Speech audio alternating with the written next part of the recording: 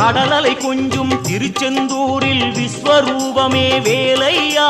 பழமுதி சோலை அறுபடை வீடும் புண்ணிய தரிசனம் முருகையா திருநீர் அணிந்து வரும் போது நெஞ்சில் நிம்மதி பிறக்குது கந்தையா